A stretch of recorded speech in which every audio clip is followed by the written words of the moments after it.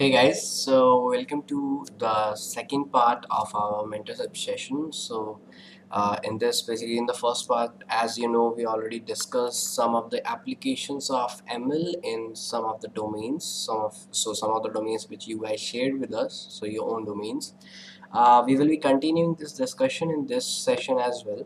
Alright, so we will be taking up some new domains which you guys mentioned, and we will be discussing applications of machine learning in those domains. Okay, but before we start with that, and before we actually discuss all of those applications in the other domains, I will basically like to wait for a few minutes so that you guys can join.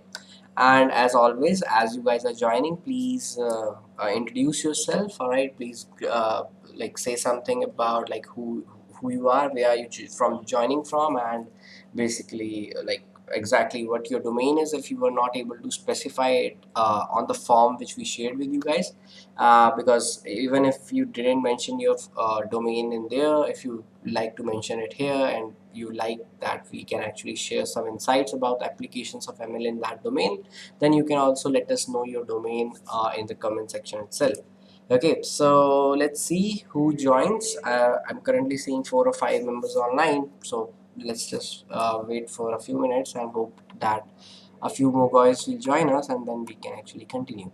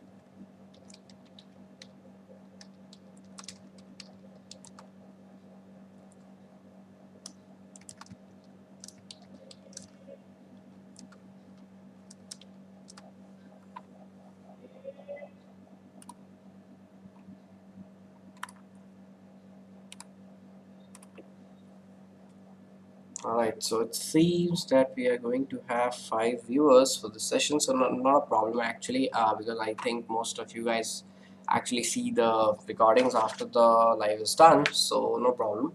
So I will basically start with whoever is present online right now, and then if you guys are actually seeing this after the session is done, and if you guys have any other like queries regarding these domains which we are going to discuss, or if you guys want to know something else about the applications of ML in this in any of these domains which we are going to talk about, right?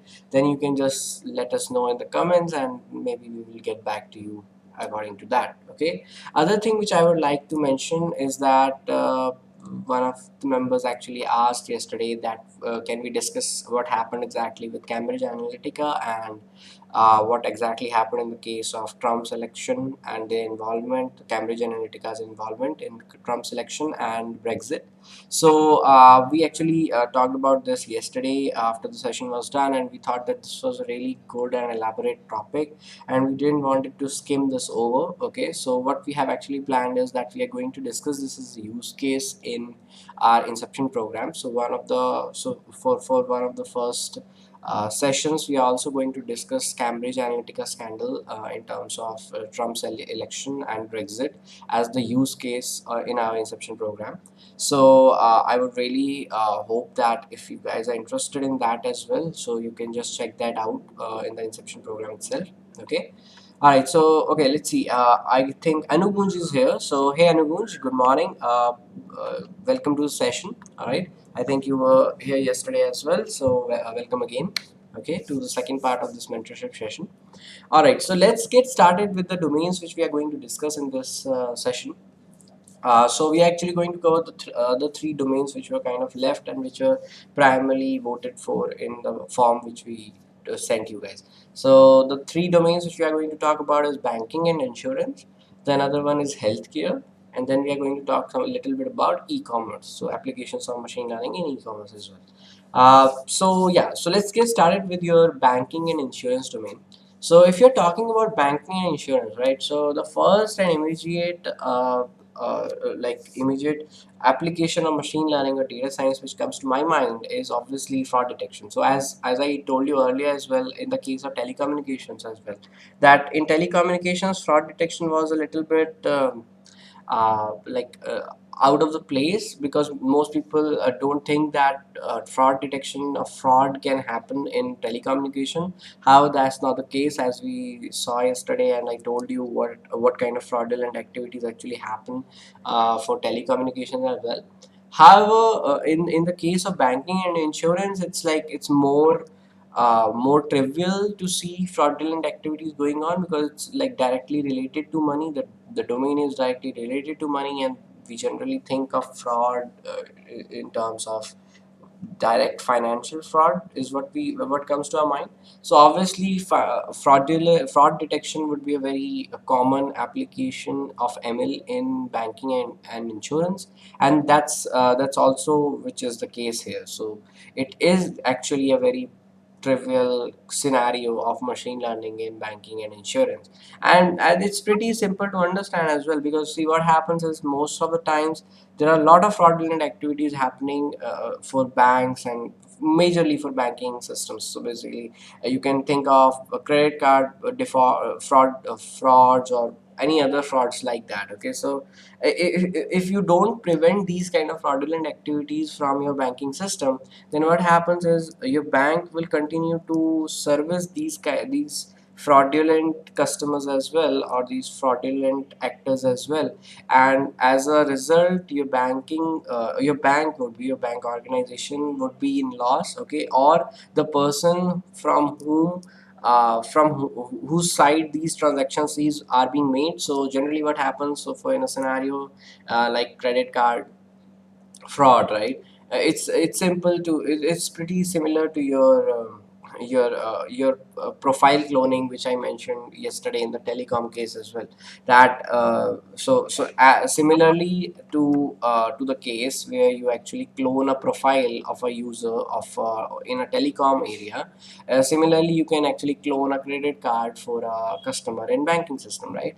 Now if you actually do that and you start to actually make fraudulent transaction based on that customer, what will happen is that the bill again would go to that customer, right? And as a result, either that person would pay the bank, and for that point of time bank would be safe in terms of losses.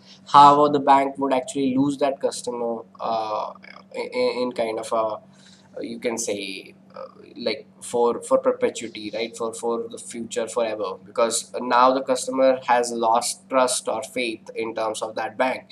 And in banking and insurance particularly, faith is everything actually, because you are dealing with people's monies, people's savings, and if you're not able to protect that sum of amount, right? Whatever that money amount is, uh, people will not trust you. People will not trust your bank. People will not trust your insurance organization, whatever it is, if it's dealing with financial aspects of people's lives. So this actually becomes a really important and huge application of machine learning in banking system fraud detection, one of them. Another application which would be on a personalization aspect. Okay, so like kind of uh, uh, providing a very personalized touch to the customers would be chatbots. So nowadays a lot of actually banks are actually using chatbots as a result. Okay, so what happens is that when you are dealing with a bank, generally you are dealing with someone sitting over there and answering all of your queries, like where to submit this check or whatever your query is regarding the banking system itself. Now on an overall basis, dealing with humans is fine, but sometimes that process could cost you efficiency, right? Because sometimes humans are not working as efficiently as possible, and there might be other many reasons as well. So for that reason, you can actually take the help or use of chatbots to streamline your processes. So streamline your banking processes as much as you can. So nowadays we are actually seeing an increased use of chatbots or self-help kiosks and all of these automated technologies to help people navigate through the banking process as efficiently as possible. So that is also another application of your machine learning, or you can say overall data science in, or automation, you can say, if you actually are thinking in terms of self help kiosks, right? Then in that case you can just say overall use case of automation in banking and insurance. However, if you are thinking in the case of I would say chatbots, personalized chatbots on websites, or on the physical front of banks itself, where they have a self kiosk but it can also talk and process what you're saying, kind of, right? In that sense, that is more into the machine learning area. Okay, so that's those are basically the two of the major applications of machine learning in banking system, if I would like to talk about that. Another one would be your anti-money laundering system. Okay, so in banking, another problem related to the financial aspect of the money itself is that people tend to do a lot of money and money laundering as well. So money laundering is basically just a process that you are trying to launder, or basically cleanse the money which is not exactly earned through white collar processes, so not through basically a legal way, I would say. Okay, so you're trying to convert illegal money into legal money. That's kind of a very layman's definition of what and money laundering is. Okay, so you need to understand, you need to process like where the process of money laundering is going on, and you need to kind of flag that behavior as well. Because if your bank is actually associated with a lot of money laundering actors, right, people who are doing money laundering, and you are not able to flag it, then your bank's reputation overall in terms of government agencies, in terms of overall customers as well, it's basically reduced, because nobody wants to be associated with a bank or an organization who is involved in criminal stuff, right? Criminal investigations, or investigations like like money laundering schemes or something like that. So your anti-money laundering detection system should also be strong. Okay, so you should be able to detect which of your acting customers or acting users are might be actually involved in money laundering kind of practices, right? And for that as well, machine learning can come to your advantage, because what happens is you can just feed out all of your data and then train your models on the behavior of catching out the money laundering anomalies, and based on that it will actually figure out, okay, which persons and which actors might be involved in money laundering practices. And now what happens, like on the back end of it, is basically not like, not everyone who is flagged or classified as a money laundering actor is actually kind of sentenced to jail. It's not like that. It's just that the system actually helps you in finding out who you should actually look at a little bit more carefully. And once the system has flagged a person, that person is actually analyzed and you can say financially surveilled a little bit more. Okay, there's a high priority which is set on that person in terms of financial surveillance. And once there has been enough proof that yes, this person was actually involved in money laundering, only then some kind of action is taken. It's not like if the model inaccurately predicts that okay, maybe Rishabh Malhotra is actually doing any money laundering stuff. It's not like police will come to my doorstep. It's not like that. It's just that I would be in the system, and I would be looked at from a much closer manner. Okay, I would be surveilled from a financial aspect a little bit more, and then once there are more proofs against me, then basically the criminal investigation starts. Okay, so that's how it's done. But this is obviously again a application of machine learning, or you can say data science, in banking system, which now banks have actually started to use a lot more. Okay, all right, so these were the three applications which I wanted to discuss in banking systems. Now there is another one application which is not directly, I would not say this is directly related to banking system. However, I would say that this is more related to your share market, you can say. Okay, so stock trading or something. I guess we also have Hamid with us, and he actually asked us like what could be an application in terms of your equity market domain, right? So I guess this is for him, and basically we can answer this for him here. That the one of the applications in stock market trading, right, would be your algorithmic trading. Okay, so nowadays what happens is that, see, most of the banks have always been included in the business of stock trading and your share market, right? But nowadays there has been like for a few years, for a couple of years, like till the time, from the time where when your computers actually became pretty smart and pretty powerful, there has been a evolution of new technique in share market, and I don't know how many of you know this. Okay, so even if you're watching this on recording, I guess like some of you might not actually know about this technique. But there's one technique which a lot of the banks and organizations actually use in terms of share trading or share market, which is called algorithmic trading. Okay, what is algorithmic trading? So algorithmic trading is nothing but it's basically just a fancy way to say that the trading is basically being done by the computer themselves and not basically by a person manually at the end of a computer screen or something. Okay, so previously what used to happen was that a person used to order someone that okay, he or she wants to buy the stock, and then that particular person on the behalf of the other person actually bought the stock.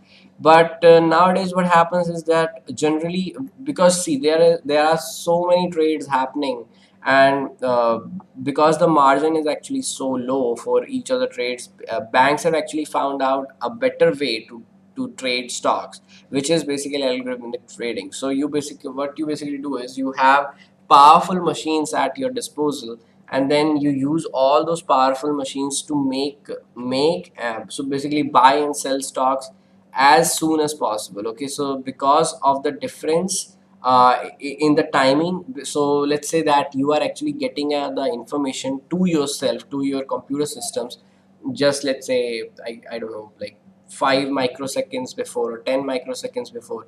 In that 10 microseconds time, because you have the information of pricing before anyone else has that information, right? So what you can do is you can use that time gap to profit yourself. Okay, and that's what is the main thing with your algorithmic trading. Okay, we will actually be having a little bit discussion about algorithmic trading as well when we will be actually discussing this in the Inception program. Not exhaustively, obviously, because this is another topic in itself, but we will be actually kind of having a little bit discussion like how exactly algorithmic trading is done and where does the profit actually comes from. But in a general sense, where the profit comes from is basically that it's basically coming from the time gap which you are having in terms of the information which you are getting about the prices of the stock. So what happens is generally companies or banks or organizations, stock trading organizations, fight for the information itself. Okay, so the pricing information itself, and that is basically done on the basis of how much higher end technology do you have. Okay, so the better machines you have, the better network, the better basically you can say internet network you have, not our internet networks which we have generally in our home, but basically special dedicated cable lines coming up from the stock market themselves to these companies, so that they can get information just picoseconds earlier, maybe even, right? That's the scale of the time gap which they have, so just picoseconds. So even if they get information a little bit picoseconds earlier as well, they can stand to make profit on that, because the computers can decide okay which stocks to buy and which stocks to sell before anybody else does, and thus the price doesn't change, and thus they can actually profit from that information. Because in stock market it's not like what the stock price was actually 5 minutes earlier or 10 minutes earlier. It's about at the present, right? So if the stock price right now is going down, it doesn't matter where it was 5 minutes earlier. It does, who cares about that, right? So in this case, because you have information earlier with you, you can decide earlier, and then obviously as a result you can make a good profit. And that's what this algorithmic trading is all about, right? So computers making all the trades for you. Even actually nowadays it's said that 80% or 85% of all the trades which are done on the market on any given day are basically made by computers. They are not made by humans. So if you are actually thinking up of starting stock trading or day trading or something like that, just beware that on a general manner, you will not be kind of fighting with a human in terms of the trading itself, okay? Because obviously it's kind of a fight only. Like if someone will lose their money, only in that case you will gain some amount of money. That's what stock trading is all about, right? But in general manner nowadays, stock trading is generally done by computers. So what you will be doing essentially is you will be kind of competing with these systems on a global scale, okay? And I don't know, like generally it's a little tough to win against computers, right? I think most of you guys have actually checked that out in chess or whatever game you might have played with computers. It's generally a little difficult, right? So it just makes sense to say that in stock trading as well, if you're not that experienced and if you're not that fluent, it would be a little difficult nowadays to actually getting started with stock trading or day trading, because of the reason that most of the times it's computers you are competing with, okay? But that's all basically what I want to talk to you about, like algorithmic trading, because I thought that this would also be a kind of a good application.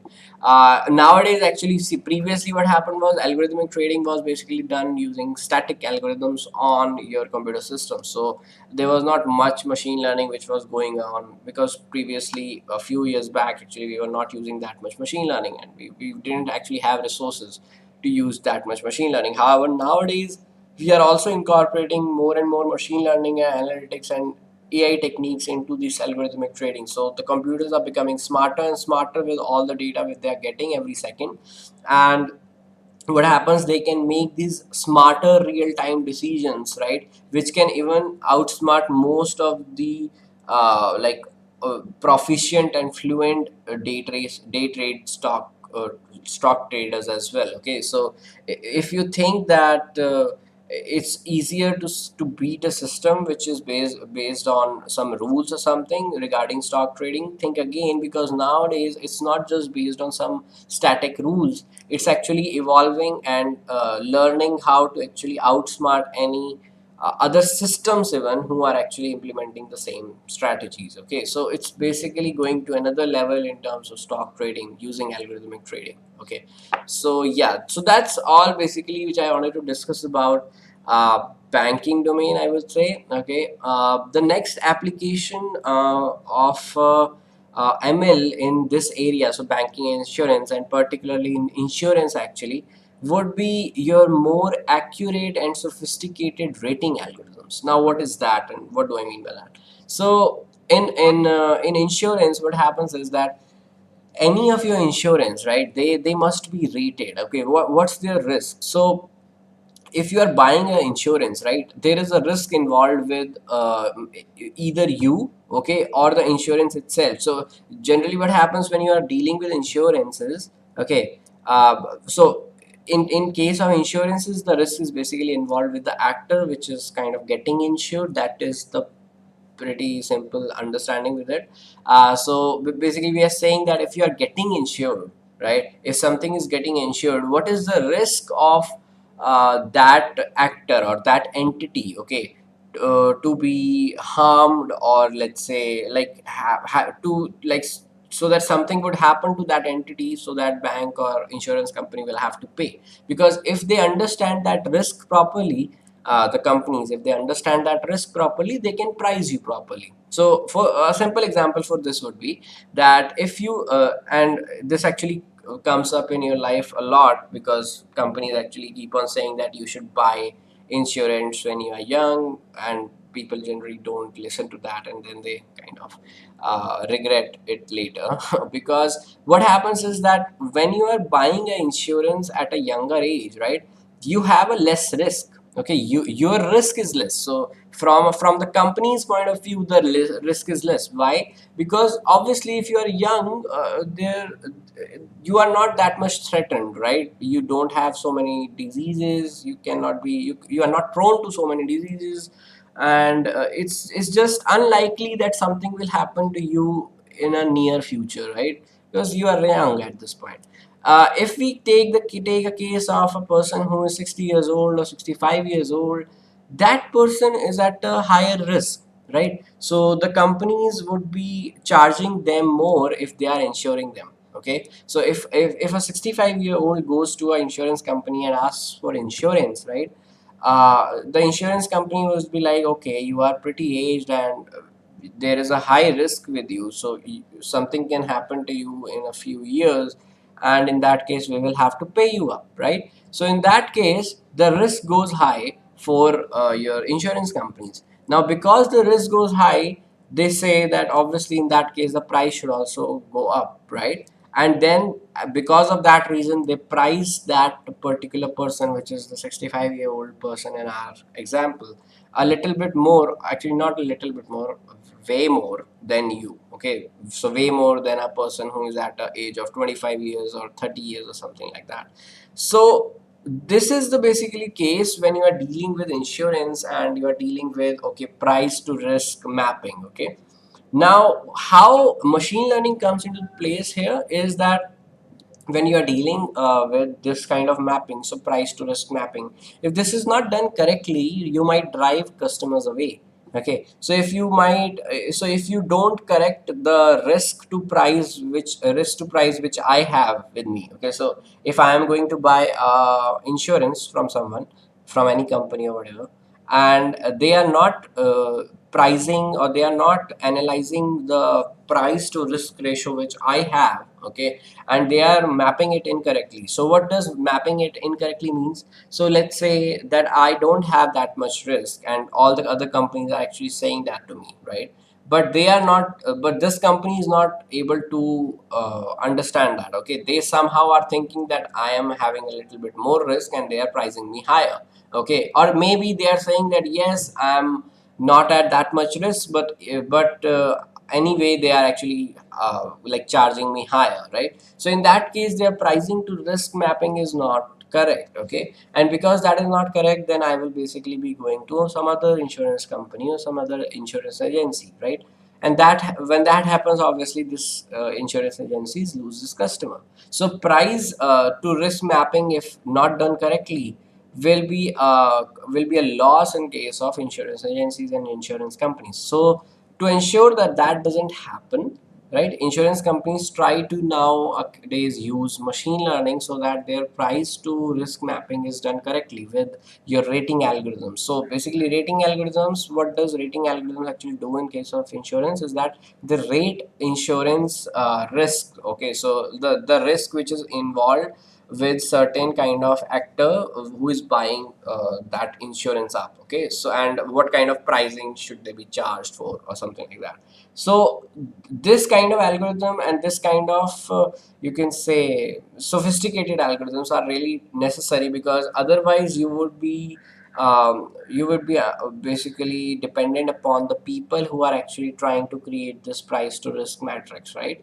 And in the case they are wrong, the company will lose customers and the customers will not get a good price or a competitive price. So just to like ensure a competitive market in the insurance domain, and just to ensure no losses happen on the behalf of your bad price to risk matrix, you can basically use these rating algorithms, which more and more insurance agencies are nowadays using. Okay, all right, so this would be kind of all the applications which I like to discuss in terms of banking and insurance. Okay, I think these are all that came to my mind, I guess. Okay, if you guys have any other applications which you think are cool in banking and insurance, or any other domains which we have discussed so far, or which we are going to discuss so far, like after this, right? Then I would say that you can just mention that in comments, because we would also like to understand the area from where you are coming from. Okay, because not all the times we have the best applications or like great applications. You might have heard something which would just be very interesting to us and our viewers as well. So I would really like you to share that with us. Okay. All right. So that being said, let's move on to the next domain, which we are going to talk about. That's basically healthcare. Okay, so how is basically machine learning being used in healthcare? Let's see that. So in healthcare, there have been actually a lot of applications with your machine learning, generally with your machine learning only, because a lot of automated stuff has been going on in medical for a long number of years now. However, I would actually kind of focus on two applications, which I think kind of sums up what the applications or ML has been in healthcare so far. Okay, so the first application which I would like to point you to would be your automated imaging and diagnosis. So what does that mean? So in healthcare, basically, diagnosis is obviously. I think most of you guys understand that diagnosis is nothing but when you are told that you have so and so disease or you have so and so symptoms, and because of this is because of so and so illness which is occurring inside your body, whatever, right? So that's basically a diagnosis which is generally given by a doctor.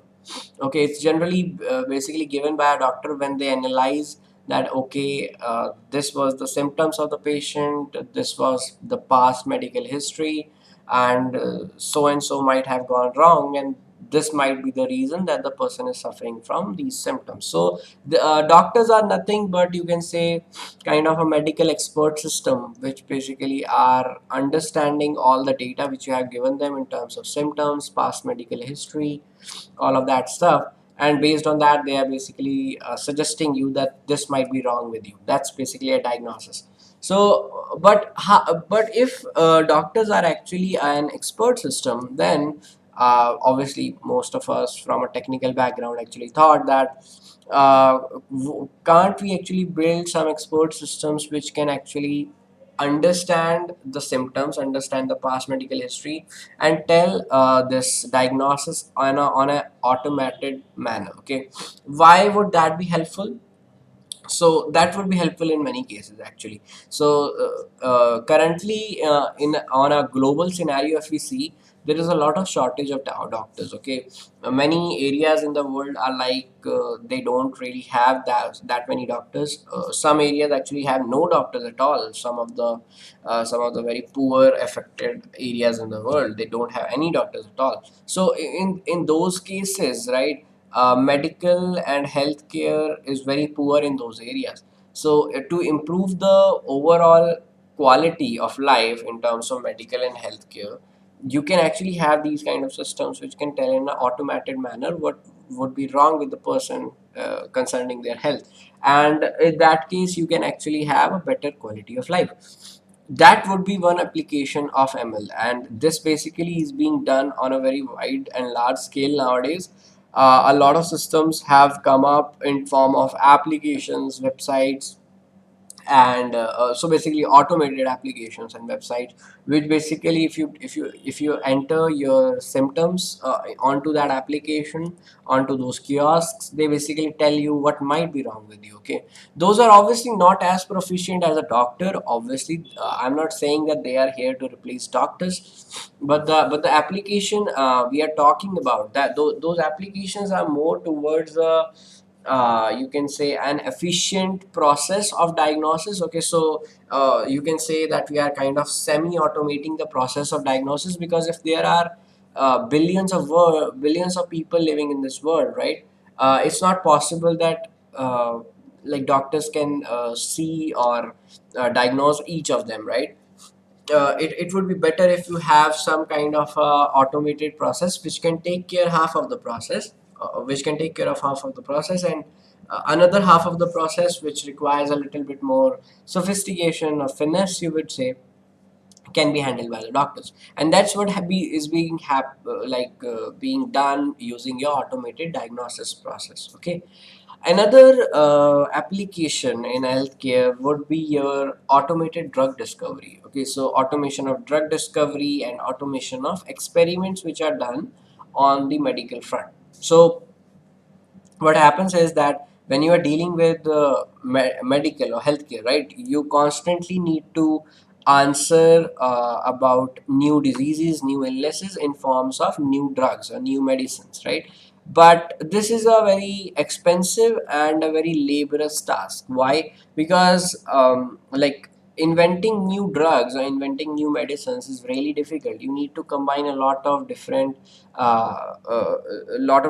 components in terms of proteins and stuff, right? And then in that case, with some miracle, you might find some a good solution for that illness. Okay, and it requires a lot of experience. It requires a lot of skill. Okay, it's not like everyone can do it, right? You should be kind of a master's or a PhD in molecular chemistry and genetics, maybe. I don't know exact requirements for the skill, but I think that would be the kind of a likable person who would be doing this kind of stuff, right? And even then it would take you a lot of years, I would say, and it would also kind of cost you a lot of dollars, right, or a lot of money basically on a general basis. So to what can be done to kind of fast forward that, right? Because we need to get to medicines far sooner, right? Because nowadays there are so many new illnesses, so new diseases, that we need to answer them with our new medicines, right? But if you are saying that the medicines will take so many time and so much amount of money to be invented, then that process would be slow. So in that case, if we can somehow make that process fast, it would be better for everyone actually, right? The medicines would be on a general basis cheaper because the process has been faster and kind of economical if that can be done. So machine learning actually kind of does help with that a lot. Okay, why? Because machine learning in general is nothing but it's basically helping you to search out on a number of possibilities. Okay, that we have actually seen this in our boot camp session as well, that what machine learning essentially does is that if you have a lot of possible choices to come and select from, right?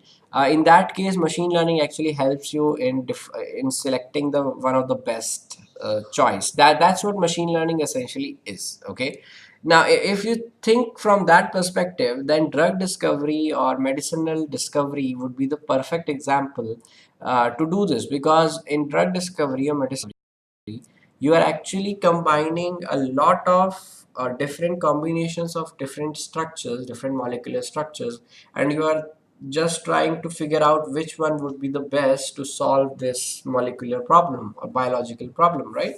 Then in that case, if machine learning does this for you, it would be fast, it would be, I would say, efficient, right? And this could be done in, I would say, in a matter of months rather than in a matter of years, right? And actually, as we speak, this has been done actually. So this is being done on a very regular basis of with the medicinal industry and the drug industry. So and we keep on seeing applications of machine learning in drug discovery and medicinal discovery on a very regular basis. So this is not something which we are talking about from a like from a futures perspective. It's not like that. It's currently being done and it's very useful actually. All right, so yeah, so that was basically the applications which I wanted to discuss in healthcare. And yeah, basically these two kind of sums up the overall perspective, I would say. I'm not saying that these are the exhaustive applications which are being going on in healthcare, but any of your application which is basically being done on healthcare can be summed up in these two categories, if you will. Okay, so any kind of automated radiology imaging or stuff like that, that would be again be coming under the diagnosis only, because you actually do all of this stuff, radiology or stuff like that, or any automated imaging processing for any imaging you have actually gotten for a patient. So for, like, let's say x-ray or like your cat scans or anything like that, most of this is basically done and used for diagnosis purposes only. So again, it basically comes under automated diagnosis. And yeah, so I think you get my point here there. All right, so yes, okay. What was the next topic which we are going to discuss? That was e-commerce, right? So the next domain which we are going to discuss is e-commerce. Okay, and we are going to see what are the applications of machine learning or data science in e-commerce. Now, actually, it's pretty simple. I told you yesterday with games and entertainment, so gaming and entertainment, what the applications are, right? And here also with e-commerce, it's kind of similar only because what happens is that with e-commerce as well, you are dealing with end consumers. Okay, so it's basically a B2C model, right? Business to consumers. So we are the consumers at the end, right? Healthcare or banking and insurance, it's a little different because their business models are a little different. With e-commerce, right, their business models are kind of same as you would see with your entertainment industry or with your gaming industry, kind of same. Okay, I'm not saying exactly same, but kind of same. So in that sense, what happens is that the first and the most trivial example of machine learning in your e-commerce sector, which you will see, is basically personalization with chatbots and recommendation engines. Okay, so they also try to personalize their content, their offerings in terms of the products they have to sell using recommendation systems. So I think everybody of you have actually saw on Amazon or I don't know, Flipkart or whatever, right? That if you like this, then you also might like this, okay? Or customers who bought this have also bought this together, right? Whatever. So this is nothing but this is basically just a way of recommending things to you, right? And this is done based on a recommendation engine which they have built on the back end based on their customers' past history, and it basically keeps on learning and evolving all the time from your data as well, and it basically recommends you the products on a real time basis. Okay, so that is one thing, and because it's basically doing this personally for, and it will be recommending and like saying different things to different people because based on their preferences, right? So that's why this is actually personalized. Okay, it's not static. It's not like I will also be seeing the same recommendations which you are saying. No, I would be seeing different recommendations based on my past experience with that website or that e-commerce organization, and you would be seeing different recommendations obviously. So because of that factor, right, your effectiveness or you can say the overall I would say the click-through ratio of a e-commerce application or e-commerce organization actually goes up. If you don't know what a CTR is, don't worry about it. CTR is basically just a ratio of how many people was shown something, and out of those, how many people click on that thing, whatever they were shown. Okay, so that's basically a CTR ratio. It's measured to understand how the consumers on the online level or basically at the internet is basically responding to whatever you are showing them online. Okay, that's what a CTR is, but don't worry about it if you don't know about it. Okay, so okay, the another thing which companies nowadays are actually doing a lot with your you can say in e-commerce sector is basically with chatbots. Okay, so nowadays what happens is that most of the people who have any query regarding their products or regarding their offerings for e-commerce companies, right, they just go to the chatbots and basically write that, okay, what when can I get this delivered, or what do you think, or you basically want to kind of understand let's say yeah, so let's say if you are living in a certain area, right, you want to understand whether that product will be delivered or not to that area. Okay, and for some reason the site is not showing you automatically about this. Okay, then you can also go to the chatbot itself, and then you can ask there, okay, if this can be delivered to this area or not. Okay, so previously these kind of queries were actually being answered by humans, right? So you need to call a human at that company, and then that human will actually answer that question of yours, right? But nowadays it's not really necessary. You can just talk to that chatbot, and it's more efficient, right? Humans would have cost the e-commerce company, whereas chatbot once installed, they don't have any cost actually, and you can pretty much talk to them at any point of time, given it's a day or night, it doesn't matter, right? So it's a lot efficient in terms of customer experience as well. So that would be the another application of machine learning in e-commerce. Okay, another application would be your customer centric search. Now what is that? So let's say that you are actually trying to search something on Amazon or on Flipkart or something, but what do you think? So if I basically search something on Amazon, do you think that I will get the same kind of search results and as your search results if you're trying to search for the same thing? No, that doesn't happen. What happens is that I would get different results for the same keyword which I am writing on the Amazon website, and you would get different results. Why is that? The reason for that is that your past preferences and your past behavior with Amazon has been a lot different than my behavior, right? So they would try to show you the things which you will basically ultimately buy from them, from Amazon, and they will try to show me the things which they think I will buy from Amazon. Okay, and obviously for both of us, right, it would be different, right? For you, it might be if you're typing for laptops. Okay, so let's say if I type laptops, okay, then basically I might be getting laptops from maybe Apple or Dell or something like that. And if you type on laptops, right, in that case, it might happen that you are getting laptops from HP or I don't know, thin and light laptops or something like that, because Amazon understands that okay, this person is more of a business person and they like laptops with thin and light features. However, Rishabh is more of a, I would say, a techie person, so they might actually like laptops from HP or something like that. I don't know. So something like that. Okay. So that's basically what a customer centric search is. So basically, the search is actually based on customer themselves, and it's not static. It's not hard coded. Okay. That's what a customer search is. A customer centric search is. Okay. Yeah. So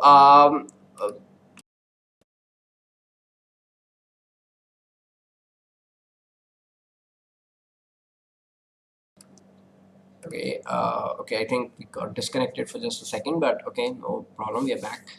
So yeah, that's basically what your customer centric search is. Okay, and yeah, so basically it actually has a lot of applications with e-commerce, because what happens is that generally people when they are shown the things which they are more likely to buy based on their past preference or their past behavior, they are more likely to buy all of that stuff, right? It's like if I'm showing everyone the same thing for the same keywords or for the same search parameters, then obviously some people will buy that and some people will not buy that. I don't have any control over that, right?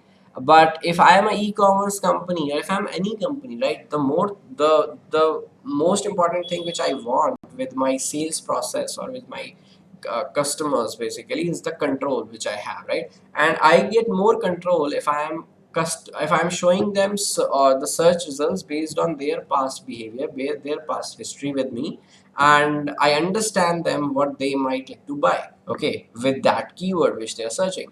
So in that case, obviously it's much better for me, especially it's much better for my customers that I actually have a customer centric search approach, right? Yeah, so so that were basically all the applications which I like to which I basically wanted to discuss with you guys in terms of your banking domain, insurance domain, healthcare, and your e-commerce domain. Okay, if you guys think that there are some other applications as well in these domains, or if you think that some domains might have kind of lost in between, okay, you can basically definitely talk to us about that in the comment section below. You can mention the domains and the what you can say, your applications of the ML and data science in those domains in the comment section below. Also, another thing which I would like to mention again is that with our Inception program, I would like to just tell you that this is the last day for the discount. Okay, so we actually opened up the discount window again, and this is the last day for that discount window. So if you guys are interested in enrolling, please do enroll in the program right away, because today, in a few hours that discount will be gone, and then again the pricing would switch to the original price. So if you really want, and if you are really interested uh, with that program, right, because we are offering a really nice program with Inception. Okay, we have actually already had a lot of enrollment so far. Okay, and we're really grateful for that actually as well. Really great response from the community overall, and yeah, I don't have words actually to thank all of you for that. But I really want all of you guys to actually kind of get help with that program. Okay, and I really want you, all of you, to help with that technical support which we are providing on the basis of Inception program. And because see, the major thing which I have already told you with Inception is that it's not just another program online, right? It's not just another program of yours where you are just learning about machine learning techniques and concepts and everything. It's not just that. The major component of is this program is the support and the mentoring it provides on a very online and very regular basis. Okay, and the other thing is that you get to engage with me myself, right, and on a very direct basis. Okay, that's not something which most of the programs offer to you. Okay, so most of the programs, what they do is they basically offer the concepts, offer the course itself in a pre-recorded manner. Okay, but they don't really offer the support directly from the trainers or the mentors of that program. Okay, that is not done. However, we don't believe in that approach, so that's why we actually have the support as well, continuous support, 24/7 support, which you are getting as a part of this program, right? So I would definitely like you guys to check the program out if you haven't actually checked the program out till this point. And if you have, and if you have some doubts or something, then you can contact us. We have presented our contact numbers and contact information with the talk to us page, or talk to us button basically on the website itself. So you can just click on it and enter your information. We will contact you basically. And if you are made up in terms of like you have to buy the program and you are just waiting for something, or like basically anything, I would say, then I would really urge you to buy and enroll the program right away, because we are giving you a pretty good deal on that. So 20% discount deal is actually back. So it's great if you can actually sign up right away. Okay, because in a few hours the deal will be gone, and again you will have to sign up through the on the original MRP price. So I don't want that. Basically, you can get this deal, why not to get this, right? So yeah. All right, so that's what I basically wanted to share with you guys. Okay, that's all about the applications of machine learning in all of the domains which I wanted to share.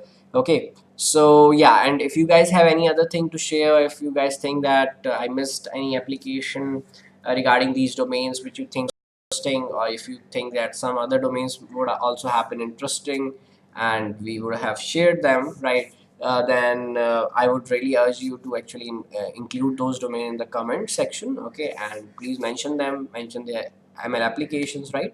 And hey, like everyone can learn from you as well in the comment section itself. All right, okay, so yeah, so that's it from my side. I will be signing off now. Okay, and this was the last open session, guys, regarding the bootcamp week, and regarding all of that stuff which we did with bootcamp and mentorship sessions and everything. Okay, I would be seeing you again in the Inception program now, and we would have our first session on 24th of August. Okay, and again, you guys are welcome to join the Inception program if you haven't already done so. Okay, and if you have, that's great. Okay, if you have anything to talk about regarding Inception, if you have any doubt which you want to clarify regarding Inception, do go to the Inception website and click on